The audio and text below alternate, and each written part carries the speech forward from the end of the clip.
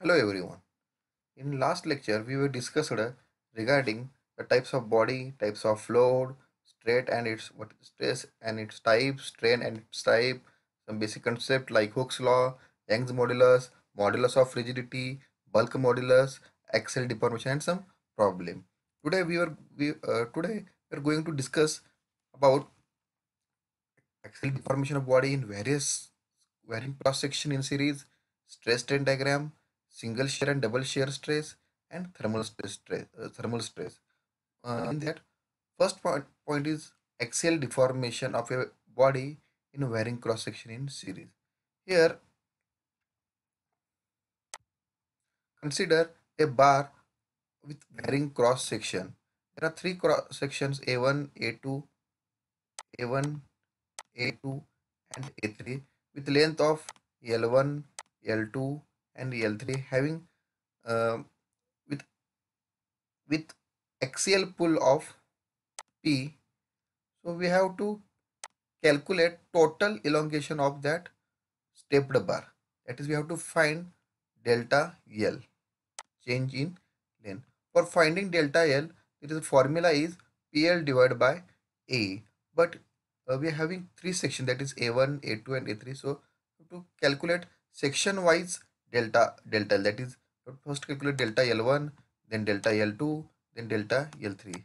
So like this, delta L1 plus delta L2 plus delta L3. So for calculating this, delta L1 means PL1 divided by A1E. Delta L2 means PL2 divided by A2E. Delta L3 means PL3 divided by A3E. Here P and Young's modulus are taken common because P is single and material of the stepped bar is same, so Young's modulus is also same. So taking P and E are common. So we'll take in bracket L1 divided by A1 plus L2 divided by A2 plus L3 divided by A3. This is the formula when material of bar for all section is same, then value of Young's modulus is also same. The next is if material of bar for all section is different, then value of Young's modulus is also different. Same stepped bar is taken in same stepped bar. Section 1, section 2, section 3, there are three sections A1, A2, and A3 section are taken with axial load P is given, length L1, L2, L3 is also taken. But here one difference is that but section 1 having different type of material, section 2 having different type of material, section 3 having different type of material. So we calculate delta L like delta L is equal to delta L1 plus delta L2 plus delta L3. Delta L1 is equal to PL1 divided by A1 E1. Delta L2 is equal to PL2 divided by A2 E2. Delta L3 is equal to PL3 divided by A3 A3. Here P is same because only one force is applied. L1 is different, L2 is different, L3 is different, A1 is different, A1 dimension is different, A2 dimension is different, A3 dimension is different, and material is also section wise different, hence Young's model is also different. So taken P here common, so we get a formula P in bracket L1 divided by A1 E1 plus L2 divided by A2 E2 plus L3 divided by A3 E3. This is the formula when material of a bar for all section is different. The material of the bar for all section different. The formula is delta L is equal to P in bracket L1 P in bracket L1 divided by E1 A1 plus L2 divided by E2 E2 plus L3 divided by E3 E3. And when material of the bar for all section is same, then delta L is equal to P divided by E in bracket L1 divided by A1 plus L2 divided by A2 plus L3 divided by A3. This is the theory about axial deformation of body in varying cross section in series. Now we see some problems regarding that point. So problem number first is a circular bar having 200 mm square area is subjected to the axial load as shown in figure. Find the value of P and total elongation. Take capital E is equal to 2 into 10 raised to 5 Newton per mm square, and figure is also given. So there is one A, B, C, D, a circular bar is given whose having area is 200 mm square, that is AB or BC or CD, all the three sections, section number 1, section number 2, section number 3. All the three sections having same area, that is area A is equal to 200 mm square with length L1 1 meter. Consider AB section is number 1, so L1 is equal to 1 meter. Consider BC section is number 2, so L2 is equal to 1 meter. Consider CD section is number 3, so L3 is equal to also 1 meter. But there are four different forces. On A there is a 50 kilonewton force, on B there is a P, on C there is a 20 kilonewton force, and on D there is a 50 kilonewton force. We have to calculate, or we have to determine total elongation of the bar. That is, we have to determine total delta L of that ABCD bar. So for that, first uh, we have to calculate this value of P force. So for calculating value of P force, we use the equilibrium condition, analytical equilibrium condition, that is summation Fx is equal to 0. Summation Fx means consider algebraic sum of all the horizontal forces. If forces are going in left direction, so consider negative sign. If forces are going in right direction, then consider a positive sign. Here 50 kilonewton is going in left direction, so here minus 50. P is going in right direction, so plus 50. Minus 20 is going left side, so minus 20. And 50 is also going in right side, so plus 50 is equal to 0. After solving, we got an answer of P is equal to 20 kilonewton. Then our second step is to draw free body diagram of each section to maintain same force or same load. Then to take first section, that is AB. Draw AB section as it is. Then take 50 kilonewton force on A, which is tensile. Then same 50 kilonewton force will be draw on B point.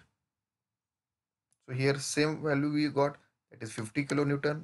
Our target is to take same value with same position, that nature, that is tension or compression. So here we got 50 kilonewton on A, B also having 50 kilonewton with tensile nature. Then come to us directly third section, that is CD section. Then draw CD section and take 50 kilonewton as it is here on D, 50 kilonewton D on tension. Same value draw in C point, 50 as it is same, and tension. So here also draw tension 50 kilonewton. So we get 50 kilonewton with tensile equal force. Now take second portion, that is portion BC. We want we want 20 kilonewton on B, but here we got 50 kilonewton. So by subtract 30 from 50, so we get 20 kilonewton force. If we subtract, then use the different direction arrow. If we add, then use same direction arrow. So this is your free body diagram. Here one more important thing is, if forces are going in tension direction, so consider positive. If forces are going in compression direction, so consider as a negative. So our target is calculate delta L. Then for calculating delta L, the formula is delta L1 plus delta L2 plus delta L3. Calculating delta L1 formula is P1 L1 divided by AE. Here P, consider P1 because all the forces are having different values. So consider section number 1 is P1, section number 2 P2, section number 3 P3. L1, L2, L3 are also different, but area and Young's modulus are same, so consider only AE. So P1 L1 divided by AE, put put the value of P1. P1 is our 50 kilonewton, which is came from free body diagram, 50 kilonewton. But Young's modulus is given in Newton per mm square. That's why we convert into Newton. 50 kilonewton converted into Newton, that is 50 into 10 raised to 3 Newton. Same P2 is 30 kilonewton, which is came from section number 2, which is in kilonewton converted into Newton, 30 into 10 raised to 3 Newton. Section number 3, which we got 50 kilonewton load, which is converted into Newton again, 50 kilonewton into 10 raised to 3 Newton. The next length is given in meter, which is converted into millimeter because all other units are in mm. So it is converted into mm. So 1 meter is converted into mm, that is 1000 mm. Area is 200 mm square, and Young's modulus is 2 into 10 raised to 5 Newton per mm square. So delta L1 is equal to P1 L1 divided by A is equal to P1 is 50 into 10 raised to 3. L1 is equal to 1000 divided by area is 200 into Young's modulus is 2 into 10 raised to 5. After putting this value in calculator, we get a answer is 1.25 mm. Then come to our second section, that is delta L2. Delta L2 is equal to formula is P2 L2 divided by AE. P2 because section number 2's load, L2 means section number 2's length, area is same, Young's modulus is also same. So our P2's value is 30 into 10 raised to 3. L2 is also 1000, area is 200, and E is 2 into 10 raised to 5. After putting this value in calculator, we got an answer that is 0.75 mm. Then turn towards third section, that is delta L3. The formula for delta L3 is P3 L3 divided by AE. P3 means section number 3's load, which is 50 into 10 raised to 3, which came from freeboard diagram. L3 is equal to 1000. Area is equal to 200. Young's modulus is equal to 2 into 10 raised to 5. After putting all the values in calculator, we got an answer that is 1.25 mm. All these section 1, section 2, section 3 having tensile force, so it is considered as a positive. So delta L is equal to delta L1 plus delta L2 plus delta L3. Already we calculated the values of delta L1, delta L2 and delta L3. Delta L1's value is 1.25 mm. Delta L2's value is 0.75 mm. Delta L3's value is 1.25 mm. And addition of these three values, we get answer is 3.25 mm. Means the total elongation of that bar is 3.25 mm. In this way, we calculated the total elongation of a bar. Then second problem is also similar. Only difference is that in first problem, area of the three sections are same, but in second problem, area of the three sections are different. This is only different. So problem is that a member A, B, C, D is subjected to load as shown in figure. Find the force P and net change in the length of the member. Take capital E is equal to 2 into 10 raised to 5 Newton per mm square.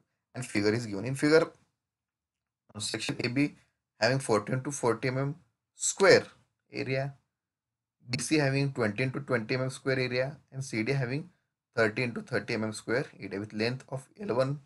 Consider section number 1 as AB. Consider section number 2 as BC. Consider section number 3 as CD. With length L1 is equal to 1 meter, L2 is equal to 1 meter, and L3 is equal to 1 meter, 1.5 meter. Our target or our target is to calculate total elongation, that is delta L. For calculating delta L, formula is delta L1 plus delta L2 plus delta L3. Then we have to calculate separately delta L1, delta L2, delta L3, and then make addition of the delta L1, delta L2, and delta L3. And for calculating delta L1, delta L2, delta L3, we know the value of for delta L1, P1 L1 divided by E, P2 L2 divided by E, P3 L3 divided by E. From that, we know L1, we know L2, we know L3. We also know area, we also know Young's modulus. We only don't know values of load. So first is calculate values of load. For calculating values of load, before that we have to determine value of P using analytical equilibrium condition. It is summation Fx is equal to 0. If using summation Fx is equal to 0, if forces are going left direction, consider negative sign.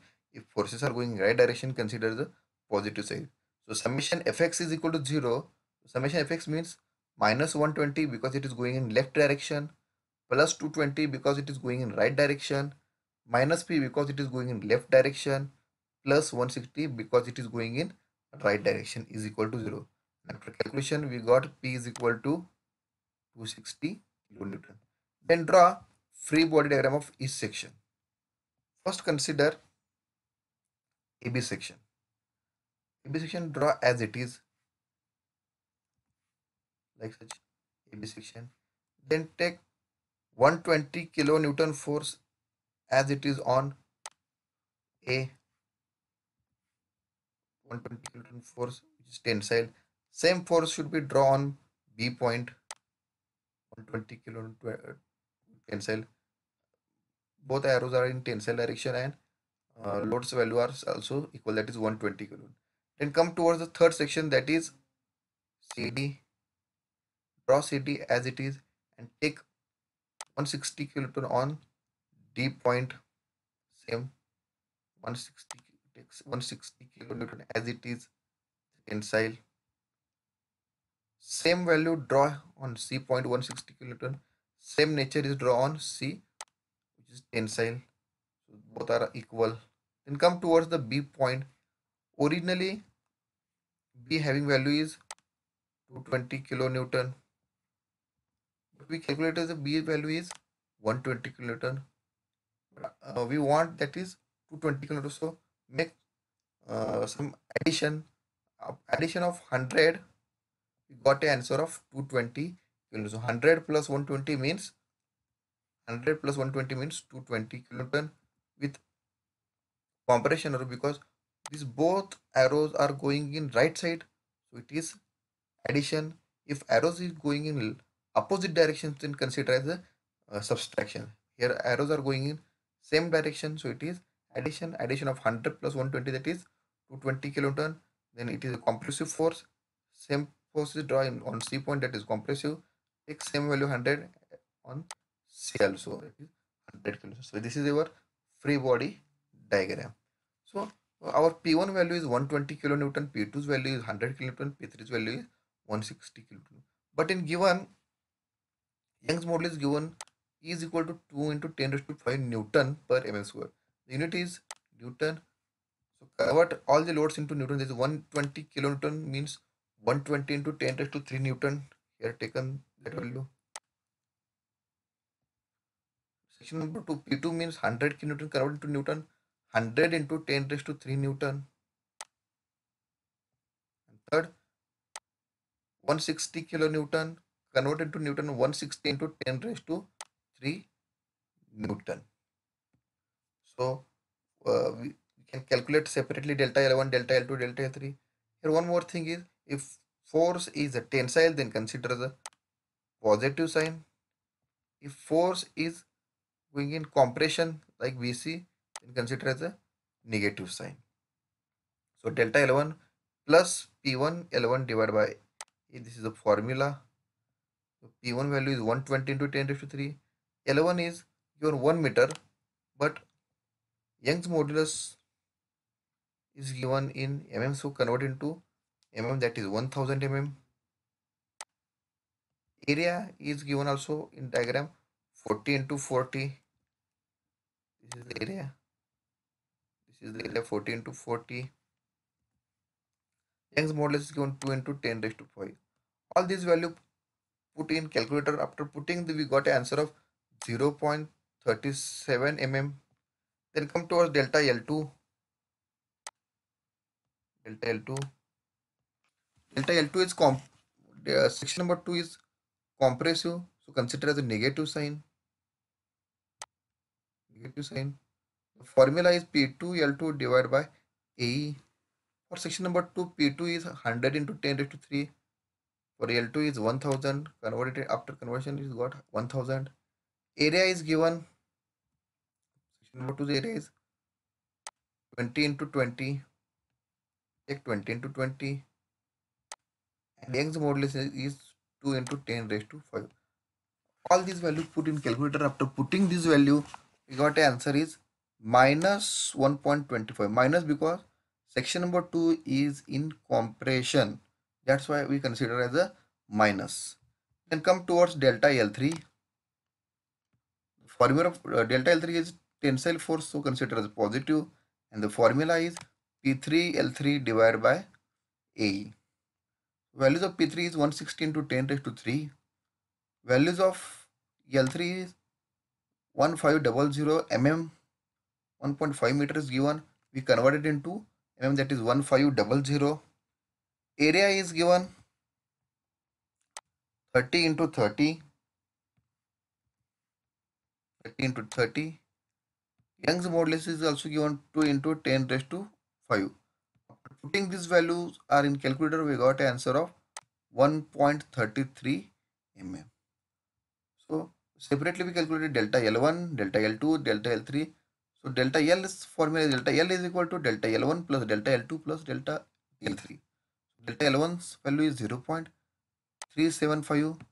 Delta L2's value is minus 1.25. Delta L3's value is plus 1.33.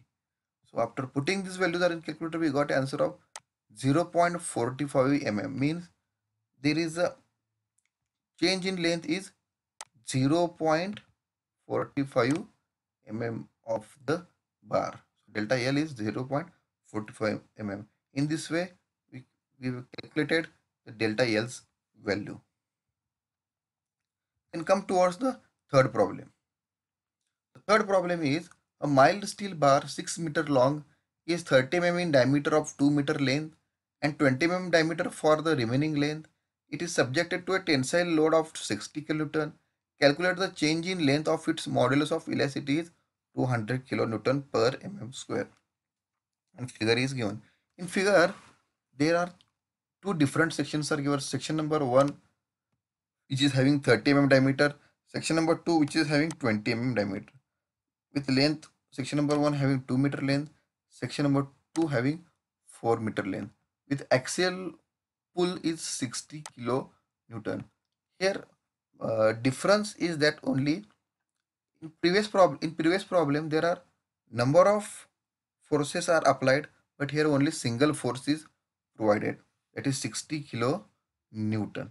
So here is no necessary to draw a free body diagram. Here directly we can calculate it.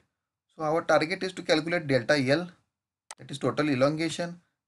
For calculating the total elongation, we have to use the separate elongation, that is first we calculate delta L1, then we calculate delta L2. For calculating delta L1, formula is, or delta L2 formula is also given, that is P upon E in bracket L1 divided by A1 plus L2 divided by A2. Because here form P is same and Young's model is also same, because this bar is prepared with same material. So Young's model is also same. L1 is different, L2 is different, area is also they're different.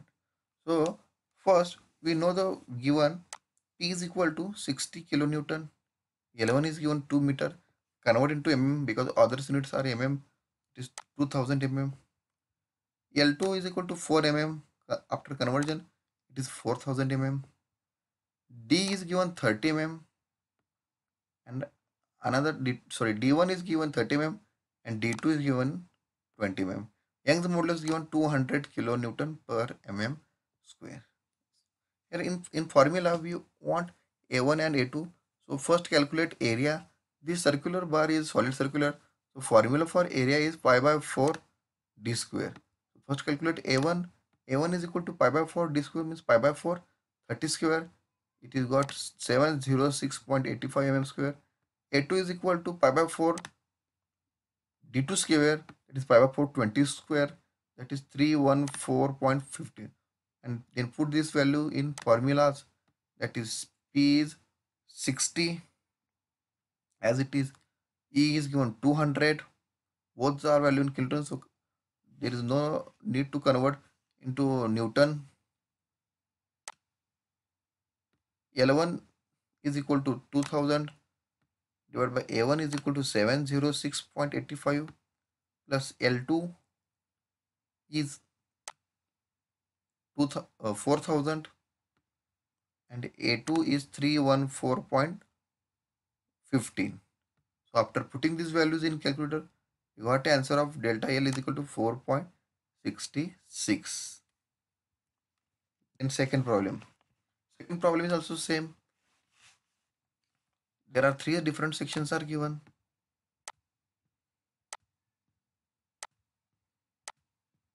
With same load, that is 20 kilonewton. So here also no need to draw free body diagram. Here we have to problem is such that a stepped bar is pulled by 20 kilonewton as shown in figure. Find the total elongation of the bar if E is equal to 1 into 10 raised to 5 Newton per mm square. Means we have here also we have to calculate total elongation, that is delta L. For calculating delta L, the formula is delta L is equal to delta L1 plus delta L2 plus delta L3. For calculating delta L1, formula is PL1 divided by A1E. For delta L2, PL2 divided by A2E. For delta L3, PL3 divided by A3E. So here we know the value of P. P's value is 20 kilonewton. Convert to Newton because Young's modulus is given in Newton. So after conversion, 20 kilonewton is got 20 into 10 raised to 3 Newton. Also length is given mm, so there is no need to convert again length. So length is L1 is 1200 mm, L2 is 2000 mm and L3 is 1800 mm. But here we want some A1, A2 and A3. They are given 12 mm diameters, 30 mm diameter and 22 mm diameter. But we want areas, that is A1, A2 and A3. The bars are circular, solid circular.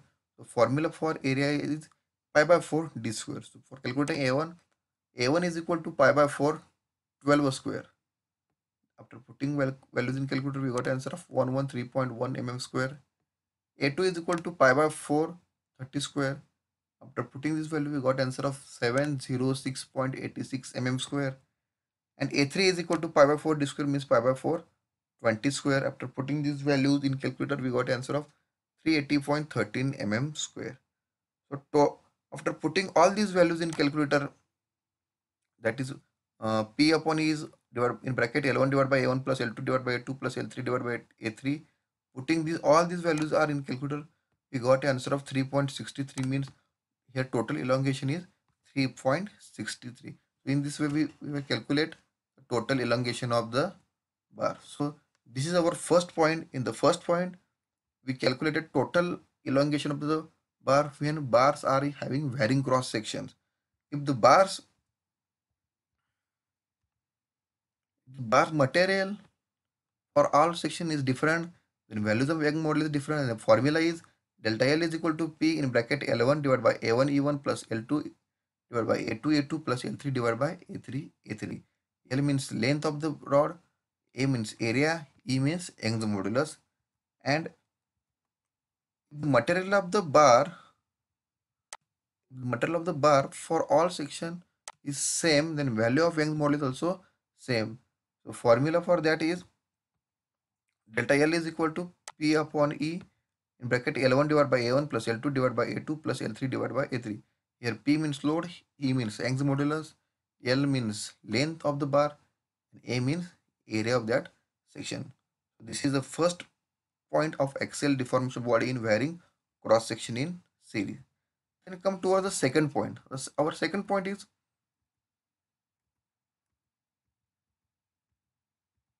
stress strain diagram. Why stress strain diagrams are necessary? Because stress strain diagrams helps to choose a right material for specific loading condition, or it is a tool for understanding material behavior under load, or it is a graph. It is a graph that represented how a part behaves under an increasing load and used by engineers when selecting materials for specific design. Generally, stress strain diagram is useful to choose a right material for specific loading condition. So what is meant by stress strain diagram? Generally, stress strain diagram is defined in three regions. In first region, elastic region. Second region is a plastic region. Third region is rupture. First is the elastic region. In elastic region, this portion is generally represented as a linear relationship between stress and strain.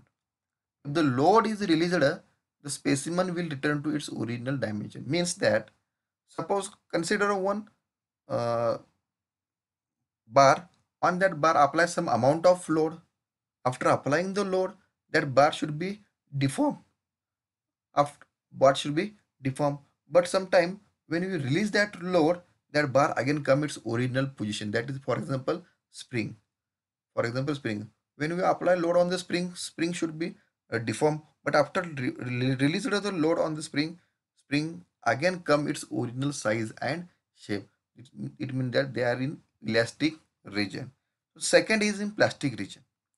In this portion, the specimen begins to yield. The maximum strength of the specimen occurs in this zone. The specimen endures some permanent deformation that remains after the load is resolved. Means, consider one bar. Apply on load on that bar. After applying the load, uh, bar should be deformed. Bar should be deformed. Then remove that load. After removing that load, if the bar is not, if the bar is does not regain its original size and shape, means that bar is in plastic region. And third is a rupture. The rupture is the point at which specimen breaks into two parts. So it is a stress strain diagram which is related to three regions, that is elastic region. In elastic region, material regain its original position. In plastic region, material does not return its original position. In a rupture, material should be breaks into their two parts. This is a stress strain curve for ductile material up to elastic limit. Here is the elastic limit. Up to elastic limit, there is the elastic region. From elastic limit to the mm, ultimate strength, there is the elastic region. And onwards, ultimate stress towards, there is a rupture point.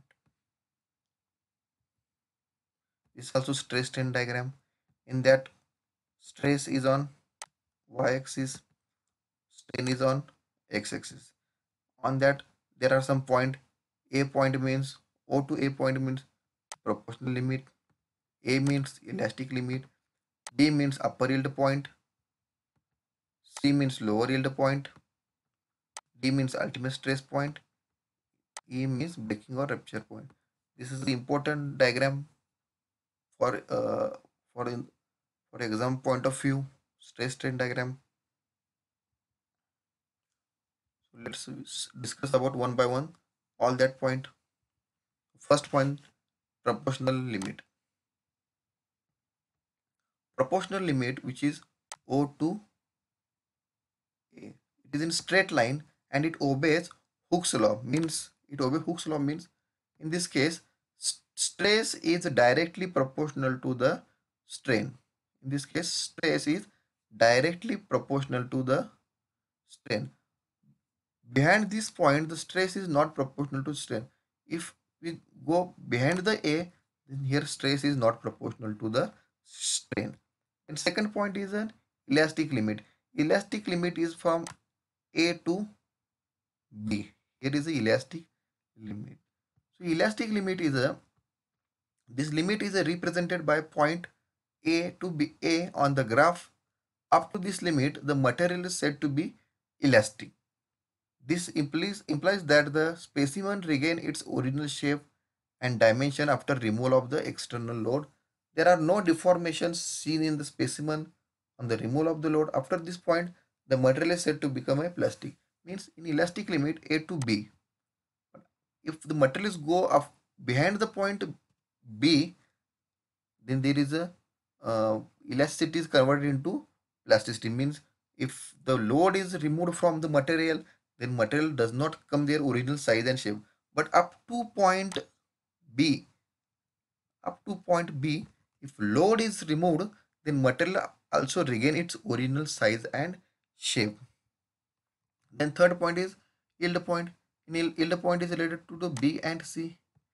Here B is upper yield point, C is lower yield point. And B and C shows the straight line graph. Stress strain curve in this part of the graph is almost horizontal. Yielding start at the B and ends at the C. After the point C, the material due to strain hardening again start taking load. Due to strain hardening, after C, due to strain hardening, material again or graph should be increases like such that up to D. The material now said to be plastic here. B to D, material is in plastic region. Elasticity is converted into plasticity. So there is a the permanent breakdown is occur. The next point is ultimate stress, and this is shown by the point D. Ultimate stress is shown by the point D. It represents the maximum stress that a material can take before it fails. In the D point, having maximum stress that or maximum load than the A, B, C.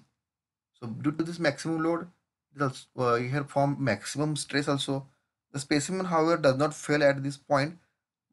After this point, the curve start dropping. D point having maximum load. So due to this maximum load, and a maximum stress is formed. It is also in plastic region. And last point is a breaking point, which is come at point E. This is the point at which the specimen fails. After the ultimate stress point, necking of the specimen takes place. Here, neck in the E point, neck formation takes place, which causes loss in the load carrying capacity of the specimen and ultimately causes it to fail. This point is represented on the curve by point E. In E point, material should decreases its area and here form neck formation. After that, it break down like this.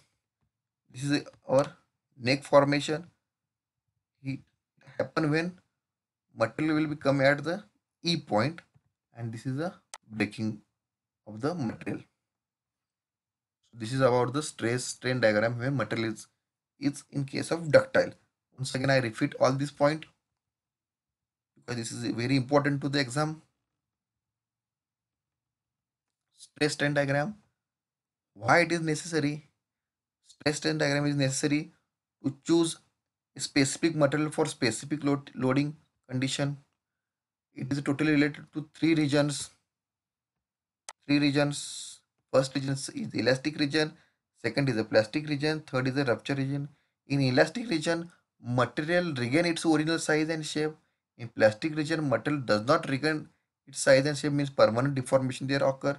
In rupture, there is a breaks into two parts, means uh, proportional limit and elastic limit. They are in elastic region.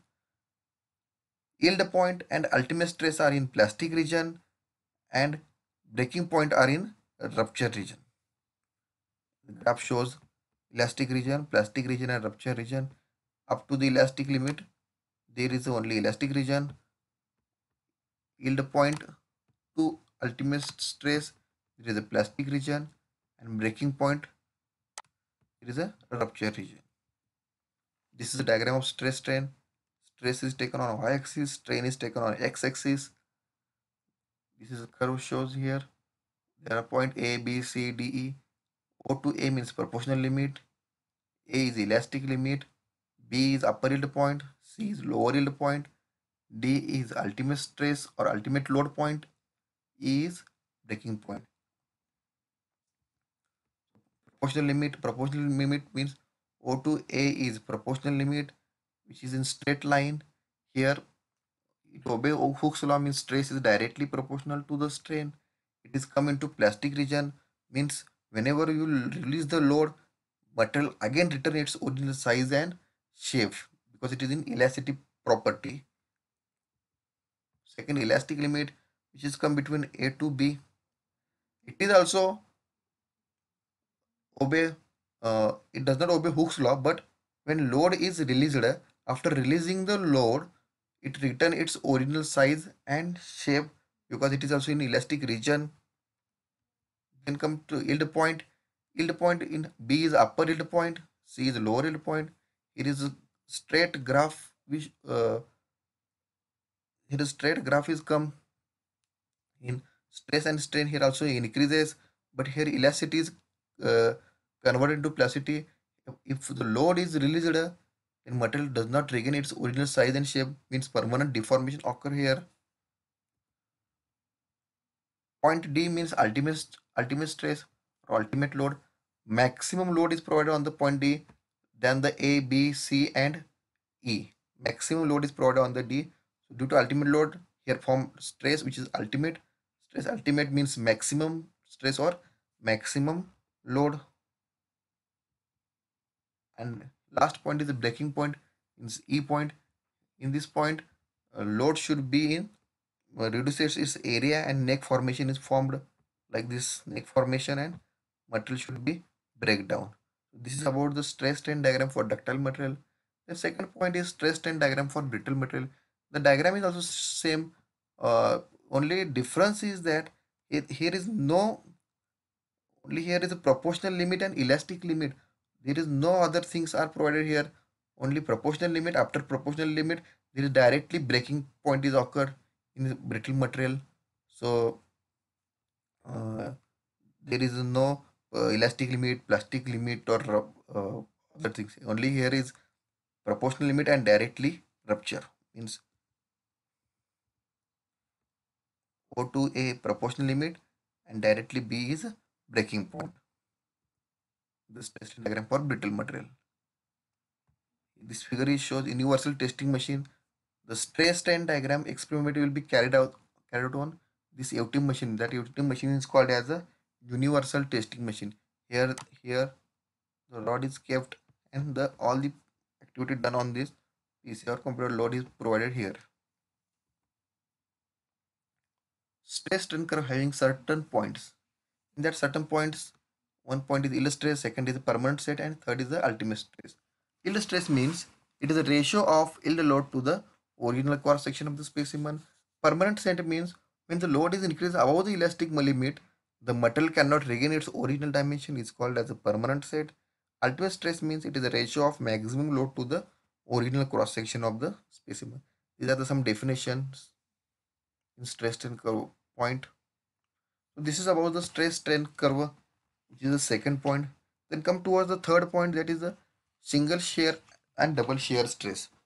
So what is meant by single shear stress? In case of single shear, only one plane of shear is occur. Here figure is shown is a single shear plane. Only one plane is shown. In case of double shear, two plates between two plates of shear is occur. The figure shows number one. This is number one plate. This is number two plate, and load is applied here tangentially. So shear stress is equal to formula is shear force divided by area. In single shear stress is equal to tau is equal to P upon A. So P upon this, area body is in circular pi by 4 d square. So in double shear, tau is equal to P upon 2. Here 2 is considered because it is in double. So it is P upon 2A. So P upon 2 bracket pi by 4 d square. This is about the single shear stress and double shear stress. Then our last point is the temperature stress and strain. So whenever a body is heated, it should be expand, or whenever body is cooled, it should be contract. So expansion of a body due to rise in temperature and contraction of body due to fall in temperature is called as a natural deformation or free deformation. The figure is shown in figure, there is one metal rod or metal bar is shown with length L. In this case, one end is fixed and another is free. If we provide temperature on that bar, the bar should be expand. Bar should be expand like this, or expansion of the bar is occurred like this. If we provide cooling on that bar, the bar should be contract like this. So natural deformation or free deformation, that is delta L. It is change in length is occurred. The delta L is equal to L alpha T. Here L stand for length of a bar or body. Alpha is coefficient of linear expansion or contraction, and T is rise in temperature or fall. T means temperature. So natural deformation or pre-deformation means whenever a body is heated, body should be expand. If body is cooled, body should be contract. Expansion of body due to rise in temperature or cooling contraction of body due to fall in temperature is called as a natural deformation or free deformation means is a total change in that length, that is delta L. So formula for delta L is equal to L alpha T. L means length, alpha means coefficient of linear expansion, T means uh, temperature. So what is mean by temperature stress and temperature strain? Temperature stress and temperature strain means when free expansion or contraction is prevented by fixing the bar at the end only, then the temperature stress and strain is developed. In figure, metal rod is given. That metal rod one end is fixed with length of L. Suppose we given some temperature on that metal rod, and due to this temperature, metal rod should be expanded. But we want to prevent this expansion, then we apply some force, and that another free end also I fixed rigidly, and due to this operation some uh, stresses are formed here, and that stresses and that strains are called temperature stress and temperature strain. If the body should be expanded or body should be contracted, and we prevent this expansion and prevent this contraction, due to this prevention some stresses and strains are formed, and that is called as a temperature stress and temperature strain. if temp if body temperature strain is calculated, that is delta E is calculated by, we know that delta strain means change in dimension to the original dimension. Change in dimension means delta L divided by L. This is a formula, delta L divided by L. We know the value of delta L in thermal stress. Delta L's value is L alpha T. This is the formula for thermal stress. L alpha T and divided by L. So L get cancel. So strain is equal to alpha T is the formula in case of thermal stress. And temperature stress, how to calculate temperature stress? We know the value of Young's modulus. Capital E is equal to sigma upon small e. Then we know sigma is equal to E, capital E into small e. We know the value of small e. Small e is equal to alpha T. So after putting this value, we got a temperature stress, that is sigma is equal to E alpha T. There are in thermal stress there are three formulas.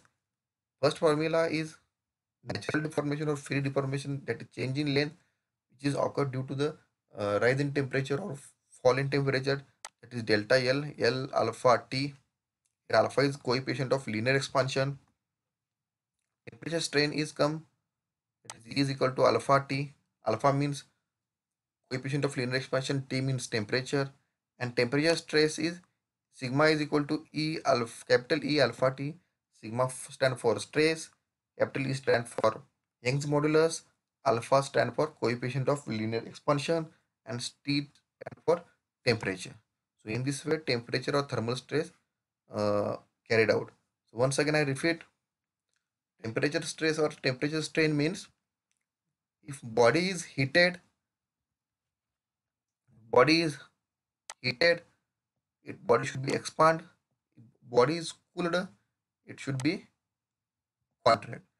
Expansion of a body due to rise in temperature and contraction of body due to fall in temperature is called as a natural deformation. Suppose in figure shows, suppose on rod is taken out, on that rod we apply some amount of temperature. After due to this temperature, body should be expanded.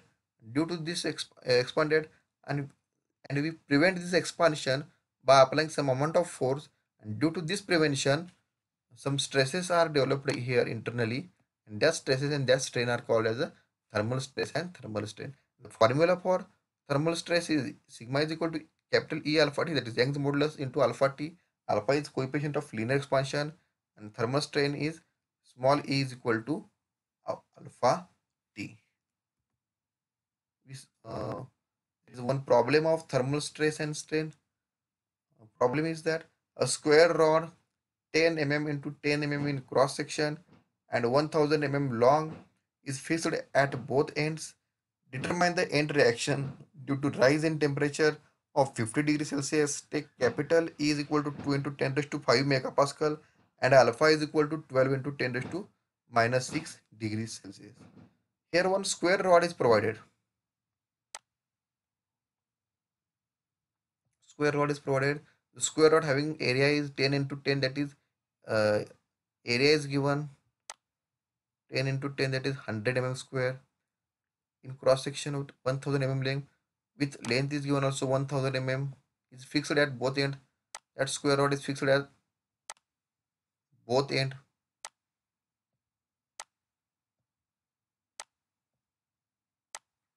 Fixed at both end. Determine the end reactions. Determine the end reaction means we have to calculate values of P due to rise in temperature. Temperature is given also 50 degrees Celsius. Take E is equal to 2 into 10 raised to 5 megapascal. 1 megapascal means 1 Newton per mm square. That is 2 into 10 raised to 5 Newton per mm square. And alpha is also given. Alpha is equal to 12 into 10 raised to minus 6 degrees Celsius. Here we want values of reaction on P student, that is we have to calculate value of P. For calculating value of P, we use the formula of sigma. Sigma is equal to P upon A. So P, we know P is equal to sigma into A, but we don't know the value of sigma. Then first calculate sigma, that is temperature stress. First calculate temperature stress. The formula for temperature stress is E alpha T. We know the value of E 2 into 10 raised to 5. We know the value of alpha 12 into 10 raised to minus 6. We know the value of temperature T is equal to 50.